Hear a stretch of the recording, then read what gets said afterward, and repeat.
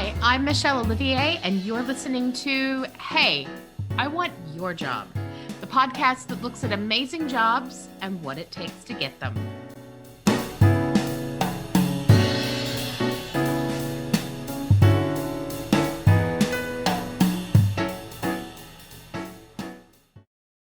Welcome to Hey, I Want Your Job. And this week, Amy, I really don't want your job. Not even a little bit, actually. But I'm really glad that you have it. Dr. Amy, what is your job?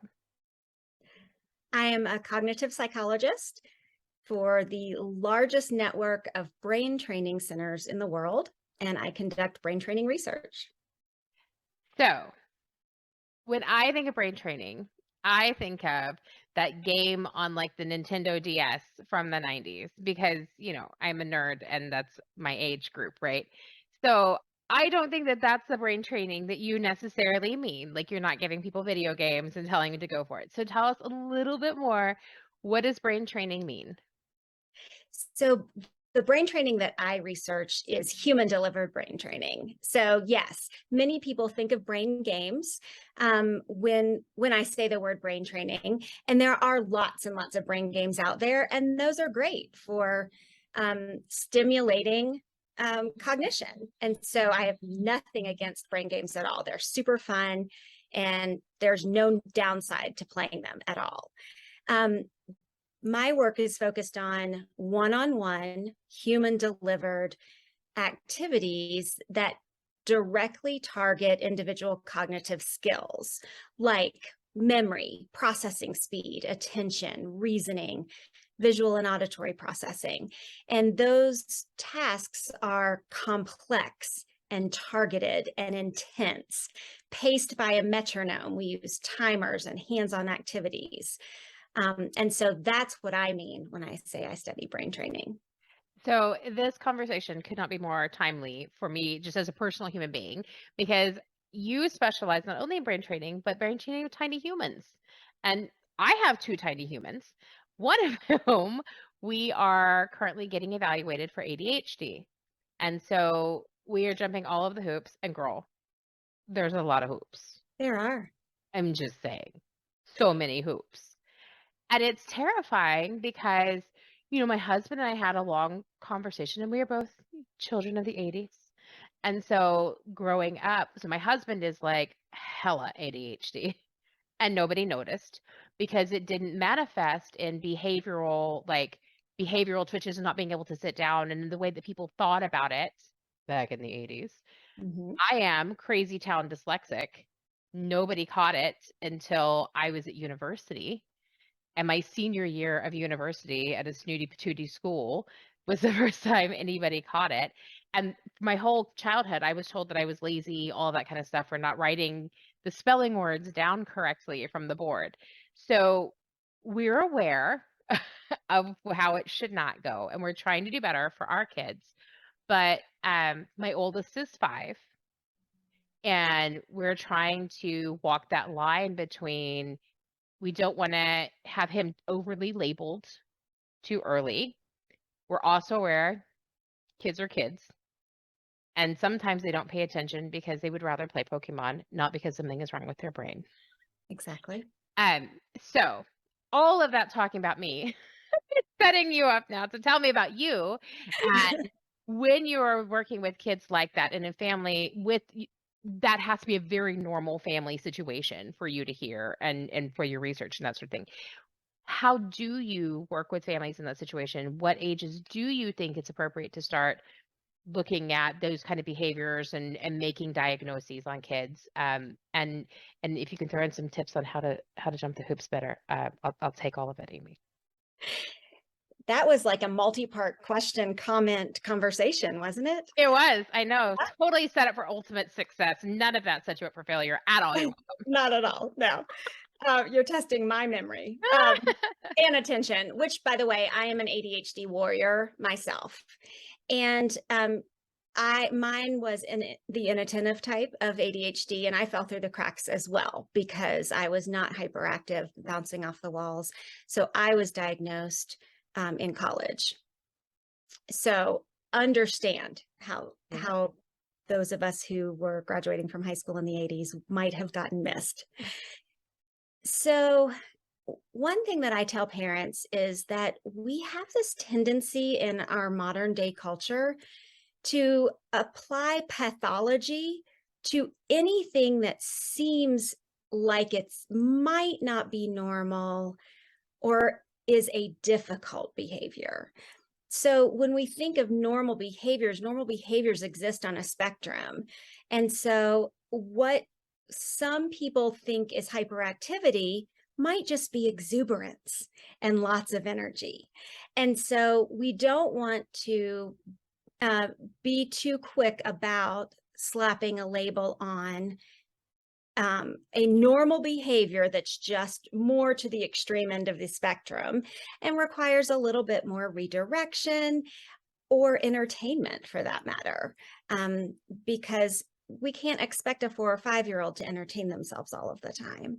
And so our frustration as parents, right, manifests as there must be something wrong with my child because my child is expecting all of this attention. Yes, that's developmentally appropriate for your child to expect that kind of attention. So is 5 too young for a diagnosis of ADHD? It's not, but unless it is such overt hyperactivity and impulsivity, and inattention that you're seeing in multiple areas of your child's life, home, school, restaurants, friends' houses, then maybe you want to say it's time to get evaluated. And, you know, some people say, oh, the earlier the better so that we can get on it.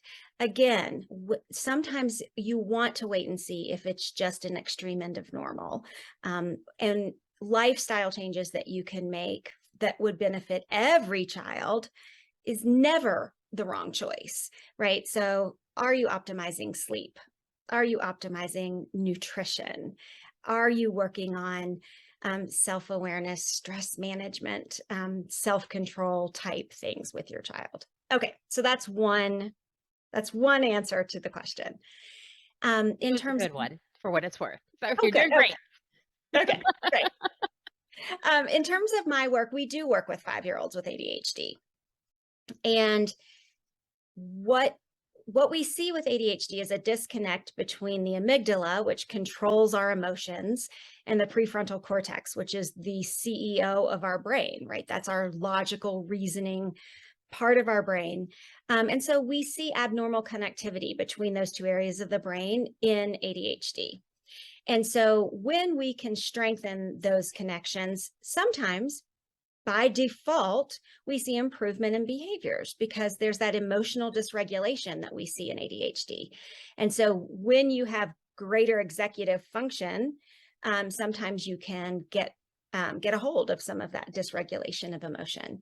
We did a really neat study with over 4,000 people from ages 4 through 40 who had ADHD, and we created cognitive profiles of those people using a traditional IQ test. And what we found was attention was not the weakest skill in a disorder called attention deficit disorder, right? Working memory, long-term memory, and processing speed were actually more of a problem than attention. Attention was pretty average.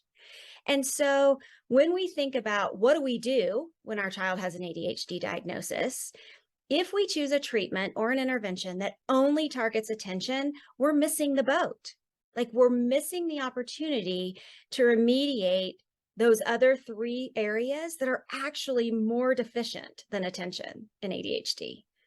And so that's why my work in brain training is so exciting, because we can target those skills in addition to attention, in addition to those other skills. Okay. Yeah. So I have questions. I know you. Ask them. I love questions. So the moment that we decided this is more than just being 5, and trust me, there's a lot of it that is just being 5. Like we are very aware. We just have a strong-willed 5-year-old, and that's exactly what he's supposed to be, and great.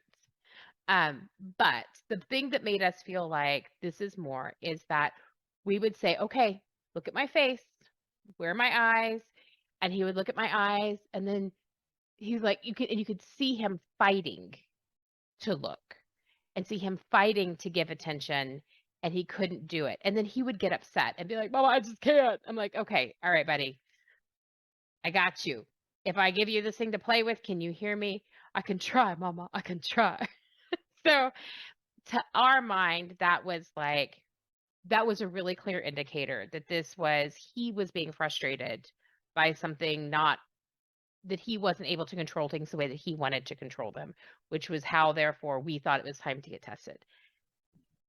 Is that any kind of a reasonable standard, or did we just make that up one time and we're like, you're like, oh, bless you, but no. No, I mean, if you're noticing that your child is trying really hard and wants to do something and is frustrated with his own inability to do something that we typically would think a 5-year-old could do, then yeah, investigate, find out what was going on for sure. My first question would be, did you also have his hearing examined? Yep. Perfect Okay. hearing.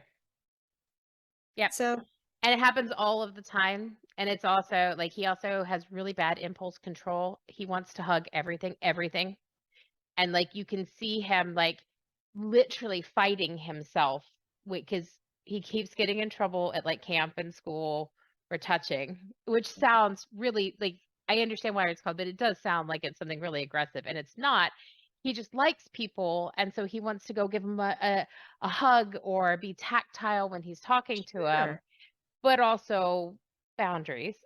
right? So Right. everybody's like, "Hey, man, we got to keep our body to ourselves." And he's like, "Okay, I got this." And like he puts his hands in his pockets and like he rips out his pockets trying to keep them in. Like, and he's just really frustrated and he gets really upset about it. And to me, that was like, okay, if he's feeling upset, we definitely need to get him help because, I don't want him struggling with things if we could have helped with them. Yeah. So those are things that sounds like were reasonable on my part. But what are things that other parents, if you have a 5-year-old and you're thinking maybe we need some help, what are the kinds of things that are indicators that this is genuinely ADHD and not just a 5-year-old wanting mommy's attention all the time? Sure. Well, so let me clarify. I'm a cognitive psychologist, not a Yes. clinical psychologist. Right. So I'm on the intervention end, right, Right. rather than the diagnostic end of ADHD. Sure. But But you yes, see it either way. I get it. Yep. absolutely. Yeah. So, like I said, when you're seeing um, a combination of inattention, impulsivity, hyperactivity sometimes, um, and emotion dysregulation. It's very interesting to me, and I'm kind of getting off on a tangent and I'll come back. It's very interesting to me that emotion dysregulation, which is present in what we think more than 70% of children with ADHD, that inability to regulate their emotions is not one of the diagnostic criteria It is for interesting. ADHD. Right. And I'm not alone in that, confusion. Why is that not part of the diagnostic process? But it is a red flag when coupled with those other three behaviors or lack of behaviors in. So, yes, so impulsivity, hyperactivity, inattention, and emotional dysregulation across more than one area of their lives. Investigate it. So then let's bring it back to what is your wheelhouse. As a parent with a kid who is probably ADHD, one of the things that we've heard from other people is that they assume that the only option is medication. Like, why would you want to drug your kid? I'm like, who said I want to drug my kid? I never said that. I just said that we should find out if he has ADHD. And people are like, well, the only thing they can do about it is drugs. I have a feeling that you're about to tell me that that couldn't be further from the truth. So, other than drugging your children, what are some examples of things that going to somebody like yourself can actually get for the kid, and what does that kind of look like? Sure. Well, first, let me say that we know, or at least the best hypothesis for what's happening in the ADHD brain is a problem with norepinephrine and dopamine, which are two neurotransmitters. And so we do know that the reason that we give kids with ADHD a drug is to help those neurotransmitters function better. So it's not a shot in the dark to say, hey, this is why we medicate kids with ADHD, right? So it's a reasonable, assumption that if I give my kid with ADHD a stimulant medication, then it may help those neurotransmitters function better. So I'm not anti-drug at all. And there are some children who will not respond to behavioral interventions as well as they will to drugs. So I never say take it off the table. Okay. Fair. But yes, there are other interventions that absolutely parents should consider. And so brain training is one of them. Lifestyle changes are super important. Even if you do choose drugs or brain training, you still want to make those lifestyle changes. And so, there's lots of research on omegas and how they help the brain function better. Lots of research on diet. I am a fan of reducing sugar because sugar causes inflammation in the body. And if the body's inflamed, so is the brain. So anything that makes it harder for the child, right? Let's remove that barrier. And so if we can lower sugar intake, that helps remove one of those obstacles, right? That inflammation in the brain. And there's some evidence to suggest that grains create issues as well for neurodevelopmental disorders. And so if you can reduce grains and focus on proteins, fruits, vegetables, and nuts, you may see an improvement based on the research that we're seeing. So on that note, I have a question, clarifying question on the sugar. My kids don't get refined sugar, but they eat a shit ton of fruit. And obviously a nutritionist would tell you sugars, from a caloric and how your, pancreas deals with it, sugar is sugar. But I know that different sugars behave differently with all kinds of other ways within the body. So is it specifically refined sugar? Is it all refined sugar? Or is it, the more intense the sugar? So like high fructose, corn syrup is worse than table sugar, but none of it is good. Is it, high sugar fruits should also be avoided? Like what type of sugar, what volume, how do you know as a parent if that's something you want to do? Yeah, I think a lot of it's trial and error in terms of fruit sugar. So personally, from the research that I've read and the kids that I've worked with, I recommend cutting out refined artificial sugars or refined natural cane sugars, but in processed foods, right? So that's where I would start. Fruits are really good for you. They have lots of great nutritional value. And so but my 4-year-old ate a whole seedless watermelon the other day. A whole watermelon at 4, because that's how my kids roll with fruit. They ate 3 pounds of mango the other night for dinner. So you have to everything should be in moderation. My children do not understand moderation when it comes to fruit because that's their one sweet thing, right? Like they don't get sugar. Like on their birthday, they get a cupcake. They're like, oh my God. Yeah, I think a whole watermelon is a lot of sugar. It's a lot of things, Amy. A lot of things. Yeah. He peed so many times. It was ridiculous. I'm like, we left him outside. We turned around where's the watermelon? He was like, it was delicious, Mama. I was like, the whole thing? Yes, Mama. Okay. Yeah. There you go. Okay. So refined sugar is the consideration, but perhaps a little more moderation than this mom manages to achieve on all sugars, including fruit. Yes? Yeah, moderation is the key for sure. And that's not to say that treats aren't okay. I like to follow the 90-10 rule. So 90% of the time, follow a low sugar, low grain diet and focus on proteins, fruits, vegetables, and nuts. But yes, those treats, you have to have birthday cake. Well, and this is definitely squirreling out from what we were talking about, but I'm sure you have opinions as well.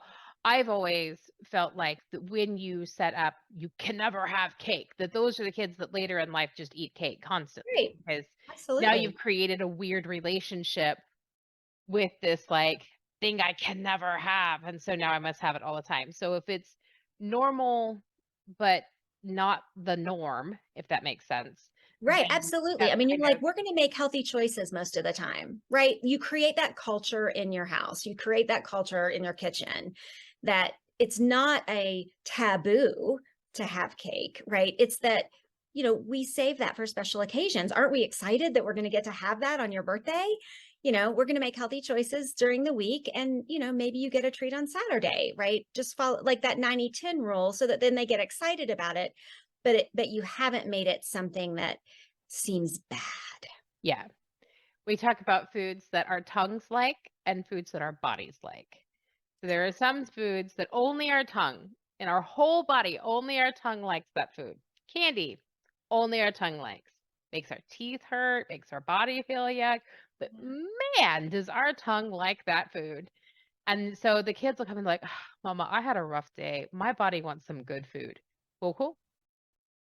We got you. Broccoli is the one food that for them, they're like, no, broccoli. Brussels sprouts, check.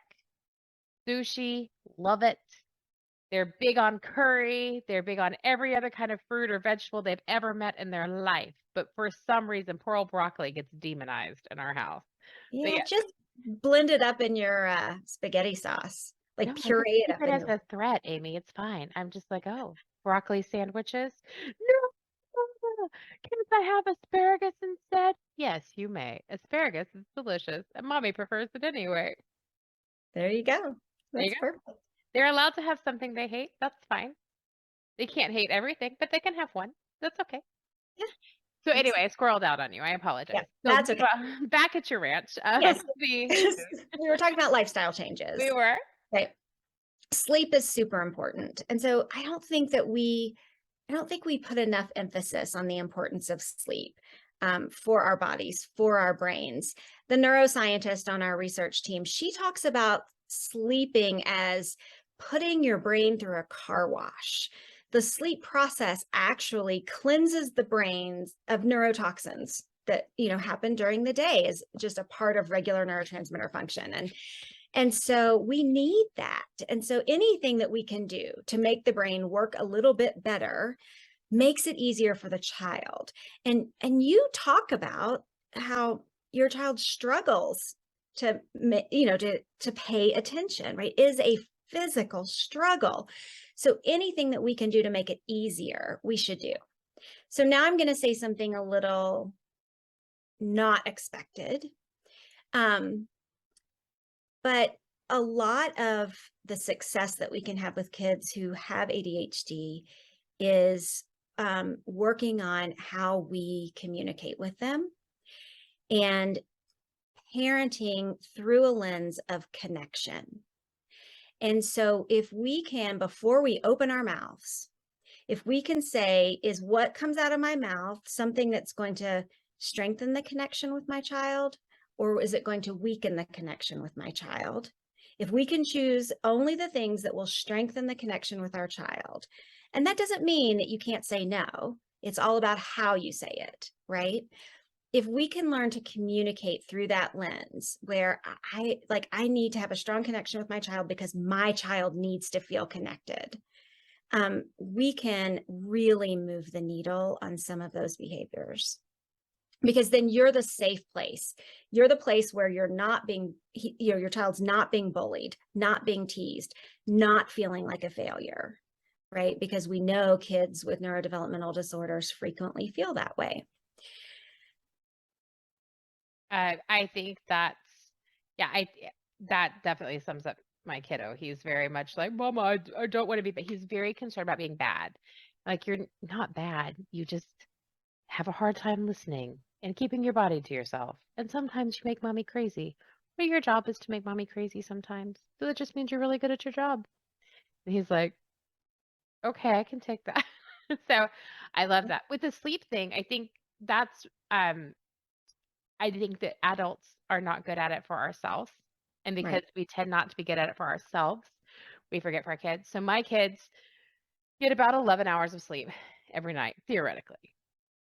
Now, sometimes they wake up a little early, and they wake up the whole house, and then definitely that's one of those want to kill my children, 5 o'clock in the morning. This morning at 5 a.m., they were up, and we heard screaming coming from upstairs, and we were like, "Oh my god, somebody is hurt."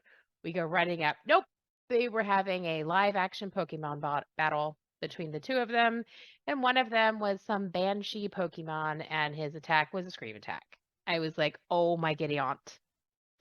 This is not a thing at 5:30 in the morning on a on a Thursday. Are you killing me? What is happening? But so we do try really hard. Is when you talk about sleep for kids, some of the studies that I have seen that my doctors talked to me about for the boys is that parents focus on that big block of sleep at night, mostly because it means we get an evening after they go down, and so that's very like motivating.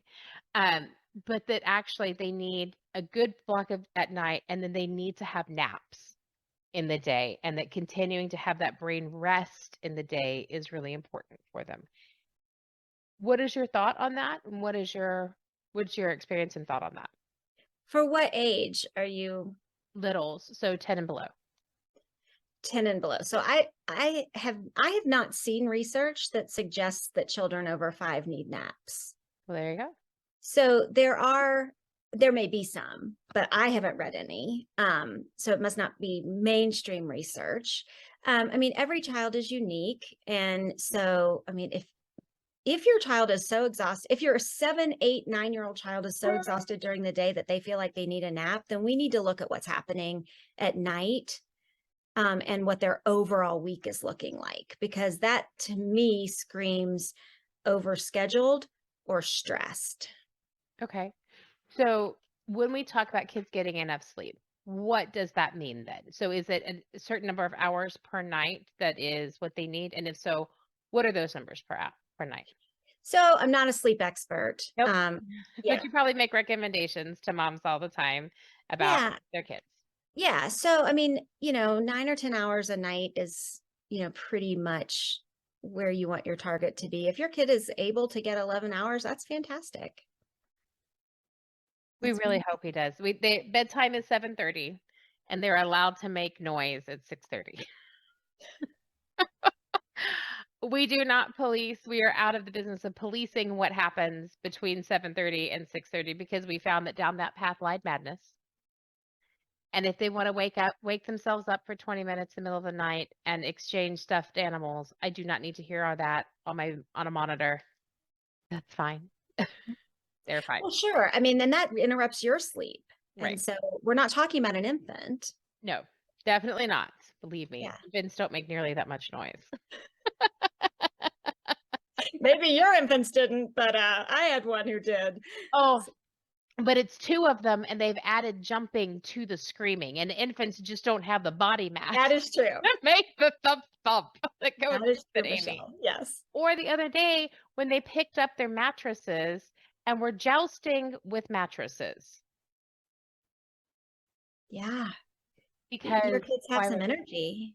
they have no shortage of energy and they're freakishly strong, as denoted by picking up mattresses and whacking each other with them. So yes, it's a lot here.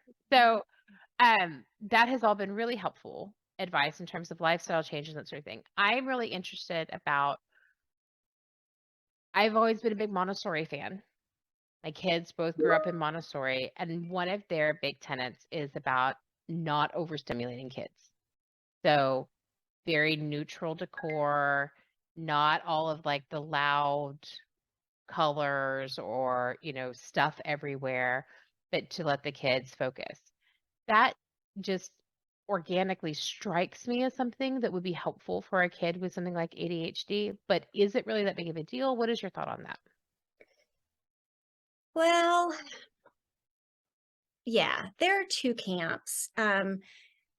We know that we know that infants need bright colors because they can't discriminate among those soft colors at all, right? And so then what do you do? At what age do you say, okay, we no longer need the big bold colors, let's go down to soft colors? I think it is helpful for quiet time. It is helpful for nap time. And so when you're looking at early childhood environments, right, the less there is to stimulate them when you want them to be resting, the better. But in reality, most rest time takes place in the same areas that playtime take place in. And we know that we want to create inviting environments, and we want to create invitations to learning by having materials that are beautiful and exciting looking and inviting. And so sometimes muted colors aren't as exciting looking for children. I had this conversation. So my master's degree is in early childhood education. So I actually was a preschool teacher and early childhood specialist before I became a psychologist. And I had this conversation over and over again about the dress up area, right, of a classroom, the dramatic play area of a classroom. Why do we put like these brown blazers for boys to dress up in how exciting is that?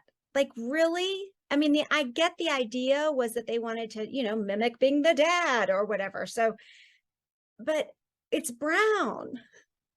That can't be nearly as inviting as, a purple hat would be. So I'm probably in the camp that would say bright colors are cheerful and exciting. And I'm okay with those. I love it. My kid's bedroom is we took the approach of just get him used to all of the noise all Yeah, the time. absolutely. That's the So world. yeah, so their room is rainbow, literally it's a rainbow. And they one of my favorite pieces of unsolicited advice that I got when I was a new mom was don't play music for them to sleep. Play something that has voices. So play stories or if you're gonna play music, have it be ones that has lyrics. So there's like actual voices and change. And they're like, you will be so grateful later when your kid will sleep through people talking. And I was like, well, that is genius. I'm in for that. And so that is absolutely we got books on tape. And so they went to sleep listening to the complete works of Roald Dahl as read by Stephen Fry for most other youth. But I mean, they're great sleepers now. They will sleep through just about anything. And I do credit that sort of environmental thing with that, right? That I know that there's been work done that says that when you create a pitch black environment with no sound and a white noise machine to put your angel to sleep at night, you've also created a world in which those are the things required for your angel to go to sleep at night. Right. And that's not realistic, is it? I mean, Right. in fact, that's part of our brain training philosophy, that we train kids in big open rooms with different learning stations. And we have metronomes ticking, we have voices talking. And even for ADHD kids who you would think it's kind of counterintuitive, right? We typically think, oh, well, we need to put them in a quiet space so that they can concentrate. Well, that's not the world. That is not the world.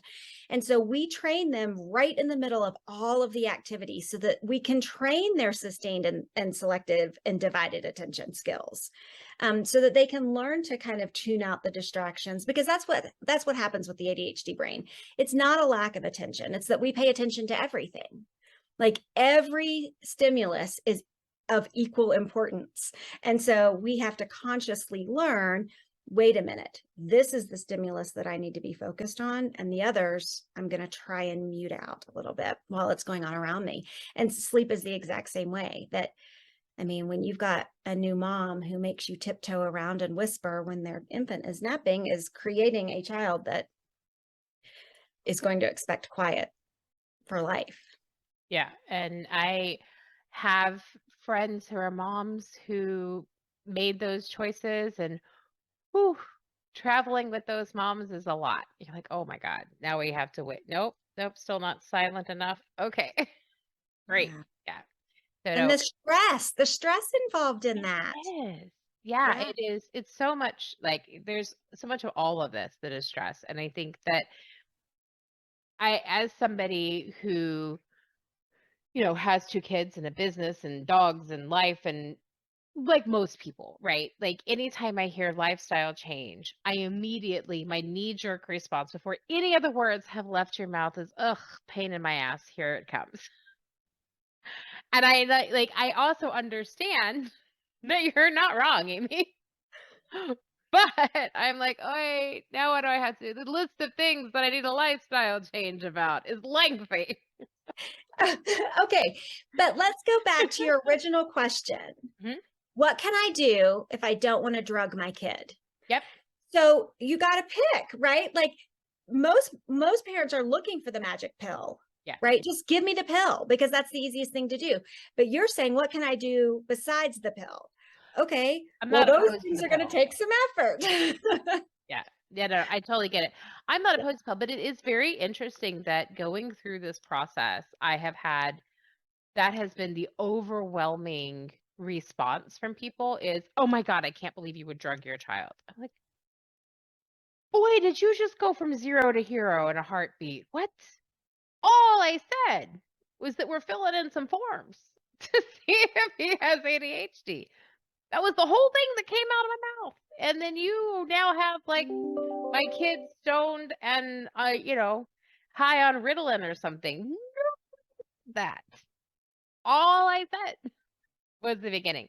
I think it's ADHD is one of those diagnoses that I think people have really strong and highly erroneous opinions about what is involved, about what fixing it looks like, and all of that. Where, like, you live with it yourself, you deal with it every single day. Where do you think all of this comes from? And how do you deal with that? Like, just the emotionality around surrounding all of this?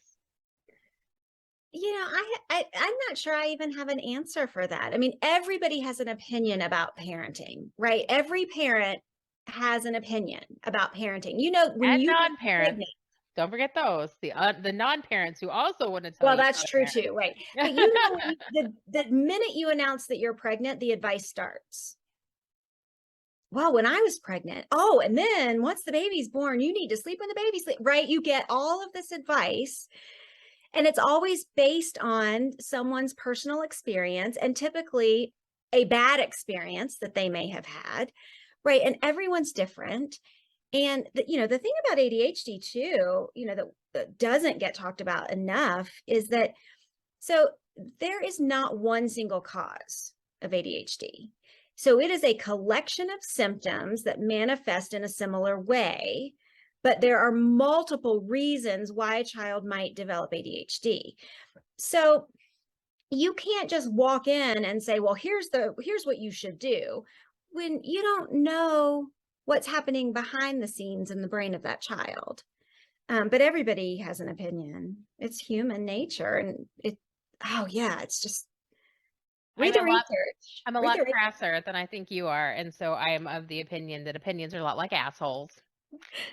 And everybody has Everybody has one. yeah, most people stink. Absolutely. So yeah, no, I totally and it is amazing. Um, I know also that I've seen amongst my friend circle and all of that, that can be a lot of friction, especially when you have co-parenting situations between households.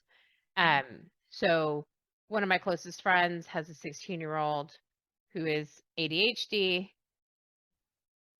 Dad has no interest in the lifestyle changes that are needed.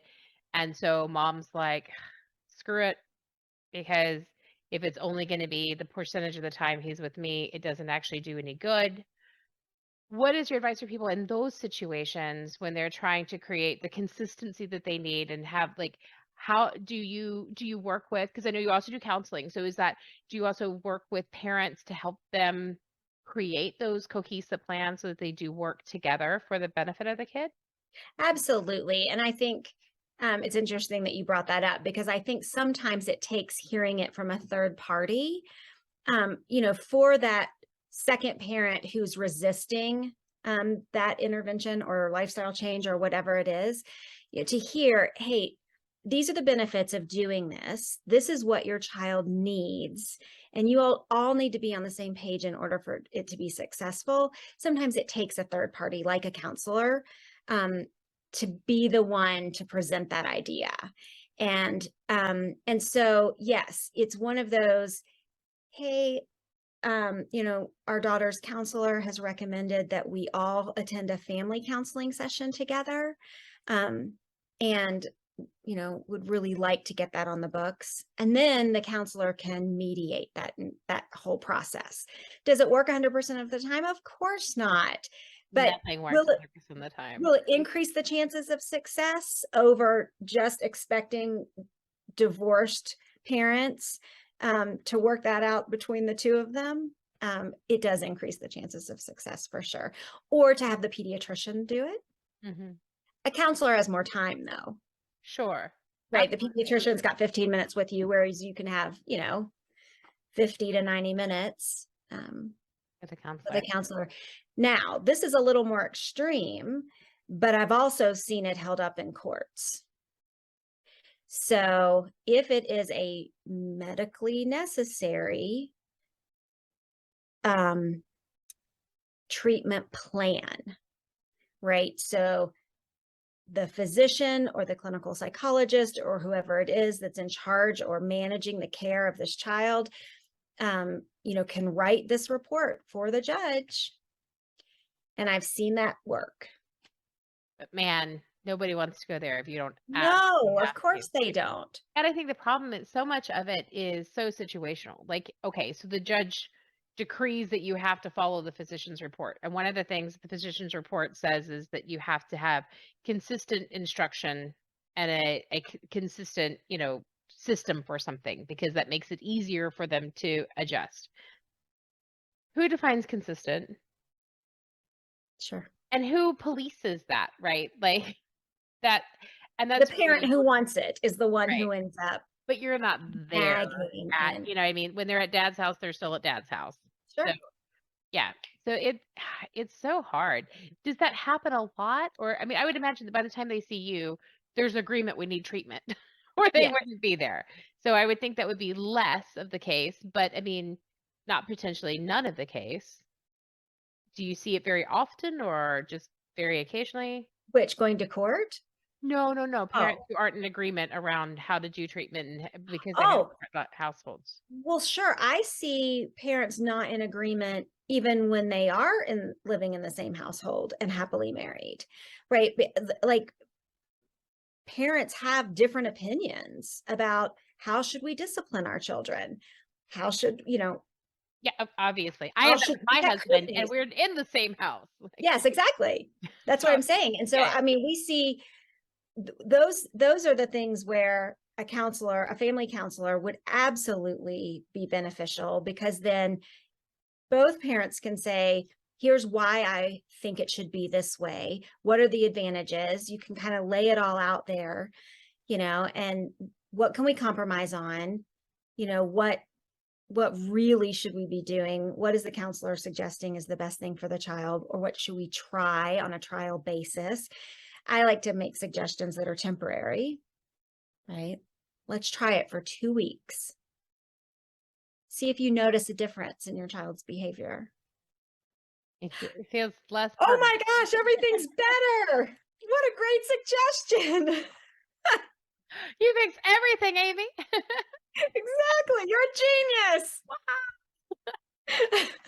So let's say that I get my kid is diagnosed with ADHD and I want to come to the brain training program and I schedule an appointment with Dr. Amy.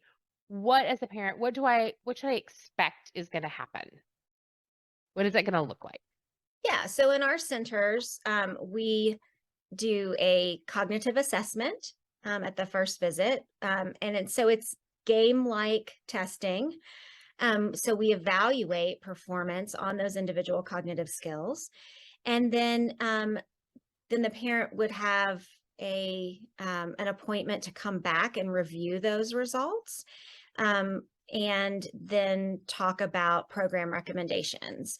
You mentioned that you struggled with dyslexia. And so we have a reading program that's delivered through a brain training approach that can also be part of a suggested intervention, right? Because sometimes we see that comorbidity, like not only are we struggling with attention and memory and processing speed, but also with reading skills. So it would just be based on, testing what recommendation our center and their assessment coordinator would recommend. Our centers, we're all over the world. So is it more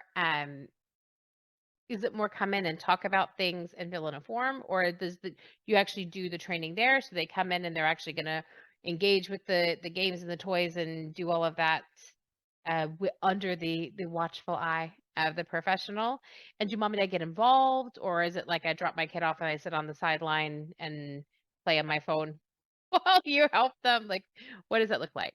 Yes. All of that. All of that. Yes. So some parents want to just drop their child off and have the cognitive trainers handle the intervention themselves, right? Either they need a break, or they don't have the type of relationship with their child that would allow for that coaching scenario to be successful. So we have options where, yes, we have a program where it's called the Pro program, where the professional does all of the training. So, 3 days a week, you bring your kid in, sign them in, drop them off, and you come back an hour and a half later and pick them up, and they've been trained. Voila. But we also have a partner program because some parents really want to be involved in that process. And so the trainer will teach the parent several procedures to work on at home for homework. And so they do part of that cognitive training, brain training at home with their child. So I'll give you an example. My youngest child, wicked case of ADHD, coming in, I said, okay, we got to get him started on brain training. And I, of course, am the expert, so I'm going to do it at home. And after 2 weeks said, no, you can have him. Like, just realized that that dynamic wasn't going to work between me and my child. And so I was happy to just drop him off at the center and have them train him. And it worked out beautifully. I love the idea of drop-off training. Anytime I can fob them off on somebody for an hour, Amy, honestly, I'm in. Sure. I mean, parents need breaks, and that's okay. I mean, there's no judgment there at all. I mean, we're the professionals. We know how to deliver this training. And so if we can do it and take that burden off of the parent, then let us do it. Absolutely. And we do it via Zoom as well. So for families who don't live near a center, they can get it over Zoom the exact same way. Like I we think that send would be disappointing for the kid, like just not as tactile as being. Well, it is actually. We send a set of materials to the house. Ah. And then we have a tripod with a camera that faces down on the table in addition to the Zoom camera. So the trainer can see the child's table at the same time they can see their face, and you're still interacting. The high five is a little hard on the screen, but it's still there. But it is a viable option, right? Love So that. yes, in person is phenomenal, because especially for children who like to be in person, but it's a phenomenal, viable option if you don't live near a center. That is so interesting. I love that. Well, I am excited. We will definitely have to have links to that in the notes and everything, because I think that as a parent, I'm sitting here thinking, okay, if we don't have one close by, then we have an option, because he is extremely tactile. So to help with my eye rolling, I'm not actually a horrible person. I might be, but not in this instance. It's my husband and I are extreme introverts. And I'm not only an introvert, I'm not a hugger, Amy. I'm not. I can love you just as much from over afar. here. Yeah. Just see you sitting there and be like, good job, little buddy. I don't need to touch. My oldest, on the other hand, is the single most extreme extrovert I have ever known in my life. All he wants all the time is people. All the people. Always people. And he's an extreme hugger. So he wants to like be touching all the people all the time. And I just like, I love him so much, but also it's just really anathema to my being. My Yeah. therapist says that he is a dog person and I am a cat person and that is okay, but that cats have a harder time with dogs than dogs have with cats. Yes. But know that every child needs physical touch for at least 10 minutes a day They to get a lot more than that. lower their cortisol levels, increase their endorphins. And so I'm an introvert as well. And I have a child who's very touchy-feely.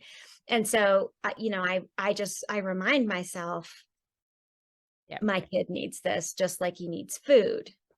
The good news is that Daddy is an introvert, but he's a high touch introvert. So Nice. Daddy is all about extra snuggles. Mommy also, like, they get at least 10 minutes of contact from me every day. The little one is much more my kid. He's kind of like, I mean, you do you. I'm gonna just be over here. I'm like, all right, my dude. Cool. Over there. That's great. So they get touch, they get plenty of that. But if it was up to my oldest, he would always be in physical contact with one of us. And Amy, I just cannot. Just I cannot. Even a little bit I cannot.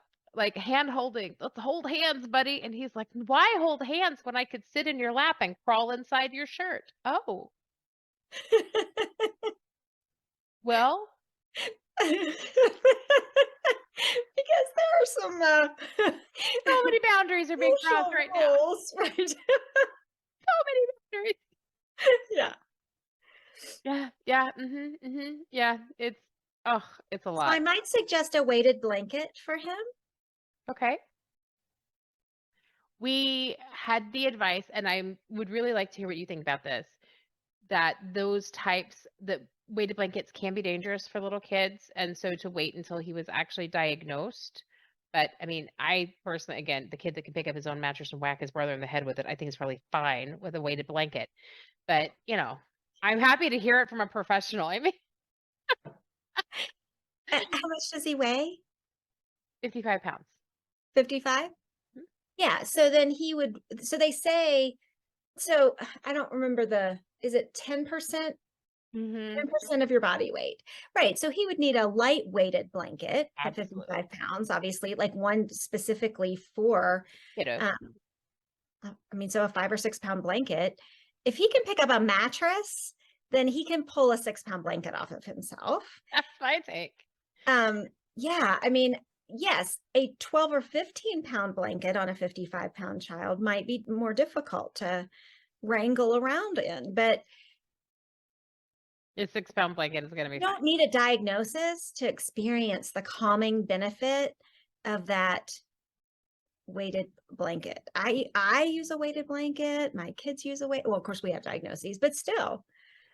It's okay with me. So I had heard that from people who had struggled, that they did too many interventions beforehand and that it made diagnosis harder and intervention stuff harder because they already had some things in place, some of which were not quite right, et cetera, et cetera. So Mhm.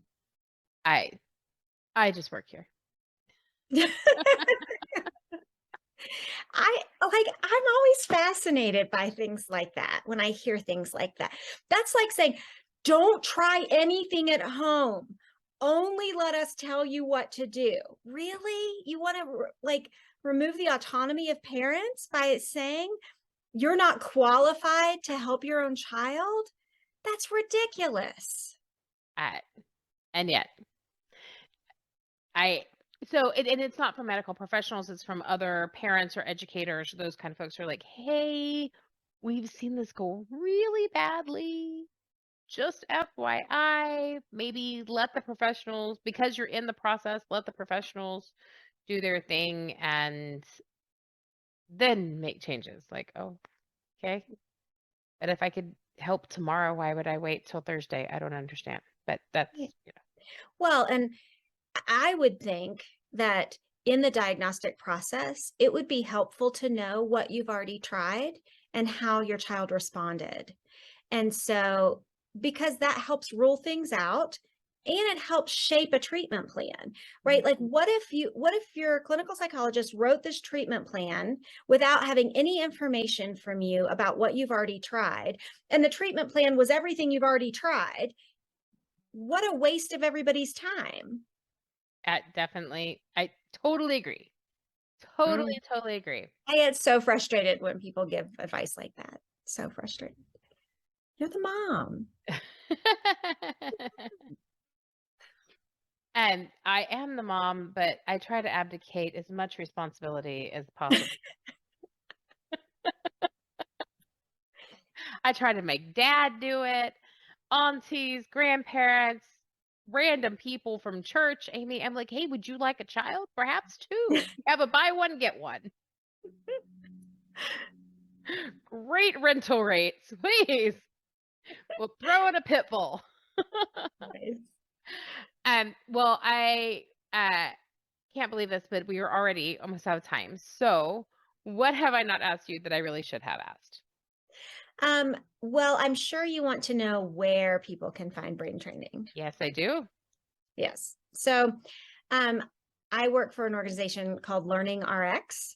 And so that is all the information on Learning RX is available at learningrx.com, or 1-866-BRAIN-01 is our headquarters number. Okay. And so calling that headquarters can get you connected to a center near you, or just ask questions. Great.